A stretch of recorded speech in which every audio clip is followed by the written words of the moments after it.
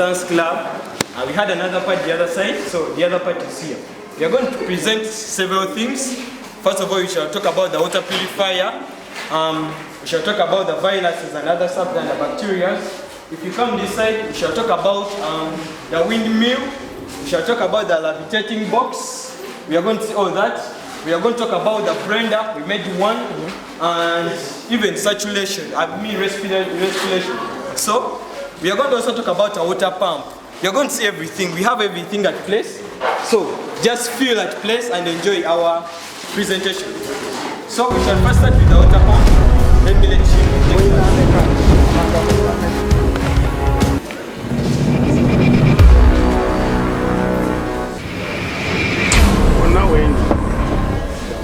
The water is moving up from the container. Can you speak louder? The water is moving up from the container, and so it is going to come out from this side.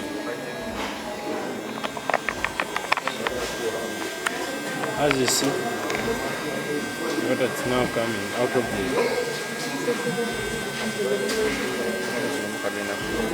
Why is the pressure low? It is because the battery is... The battery. Yeah, okay, no, it has a battery. Yes. So this is how the water pump works. So happy to see you active here. This can pump water from the underground? Yes. Okay. Nice to meet you, sir. This is I can call it a windmill. So this windmill, we all know windmills can be used to generate hydraulic like electricity. It can be used in mining, and it can also be used in pumping of water. So our windmill here, when you look at it, the more it spins, if God allows and wind comes, you'll see what it does. But the more it spins, here it's like it continues moving. So as you see a borehole, the more you pump, like the more you pump it, that's the amount of water that you get. So the more wind comes, it may help in pumping of water, or if it's like at a site, a mining site, it can help in mining. Like let me say, so like you see some areas where they mine, like they mine minerals or water. They use such machines, but in most cases they use vehicles. So for this windmill, it may help simplify work. Just The wind is supposed to come from... It has to come from their side, not from... Is able to keep constant without it being held. So the science behind this is actually we use laws of magnetism, where we apply magnets here and magnets in one corner here. So these magnets here attract, but then we keep a distance such that this box does not attract here. Therefore, it is free to move, and if there was enough wind, you'd have seen it rotating, but then the wind is not enough. So the levitating box, very soon we are trying to come up with something like particle acceleration using this science here, and yeah, that's all about the applied physics. In the villages, they don't have access to get water that is safe for domestic use. And since they get their water from borehole, they can make it safe for domestic use by using a water purifier. Whereby within inside here, we are having cotton, we are having sand, we are having gravel and charcoal. So if you want to purify this water,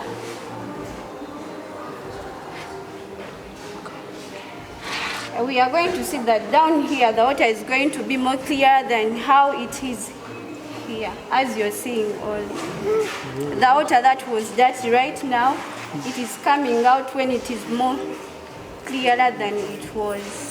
So this is all about the water purifier.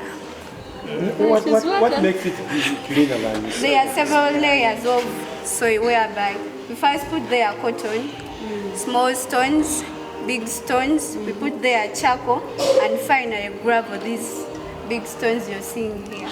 is the importance of charcoal?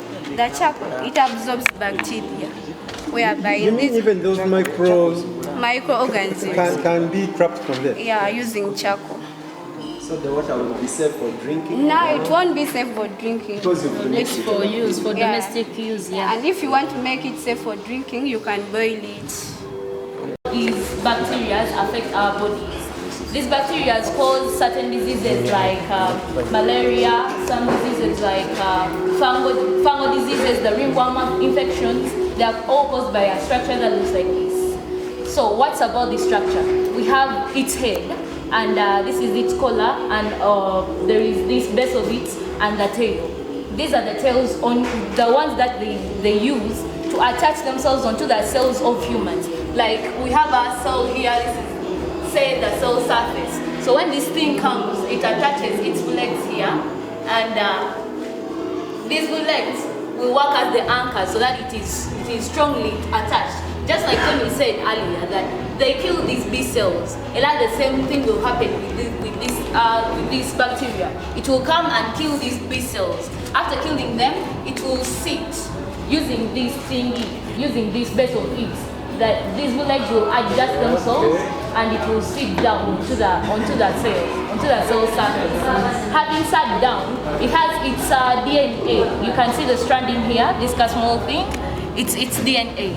It has its DNA, so it will make this DNA enter into the cell. And when it enters into the cell, it will come and combine with the cell's DNA. The DNA is usually a helical form. So when it comes and combines with the cell DNA, it will form a structure like this. I'm pretty sure you've been seeing structures like this everywhere. And when it combines with the cell's DNA, then it's able to affect the body and also multiply itself within the body. So this disease will spread all over the body using the very cells in the body, whereby the cells in the body will replicate themselves, forming new cells like reproduction, forming new cells. But those new cells formed are actually containing a bacterial DNA, which is going to affect you. About how they affect our bodies. So I'll start with the virus. For this virus, many of you have been asking yourselves questions. How does HIV kill? How does coronavirus kill? I know that's a question to most of the people. So if we come to this case, these viruses, that's a virus. So these viruses, they have what they call their name simply is called RNA transclase. Because for them, they transcribe, like they make a transcription of the DNA of the body. How do they do so? We have a process in our biology called replication. We shall form DNA of different copies. So when these viruses enter our body, first of all, the first thing they will do, they will kill what they call the B cells. These B cells are used to identify a virus or an antigen in the body. So when they identify it, they cause the secretion or the stimuli that have the production of the T cells.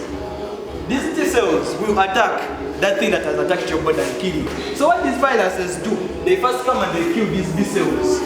So if they kill the B cells will not be able to identify the virus in the what? In the body. If they are not able, so it means the body will not be able to fight against this what? This virus. So after what do they do to cause a permanent unhealing to the body? To make it permanent in the body, they will come and they have an enzyme called RNA transclase, something like that. I forgot it. But this enzyme will come during DNA replication and it will bring the exact copy of the virus DNA to the body of the DNA of the body. So during replication, we shall have one strand for the body and another strand for the what? For the virus. So after doing that, it will cause the stimulation of B cells. Then the B cells identify that there is a virus in the what? In the body. So it will lead to the secretion of the T cells. The T cells will come, instead of attacking the virus, they'll end up attacking the DNA for the body. Because the other DNA made is just exactly as the DNA for the body. So when it attacks the DNA for the body, it will destroy it. And you end up being with the viral what? DNA. So that's the reason as to why you never get healed of HIV or coronavirus when you get it. Thank you.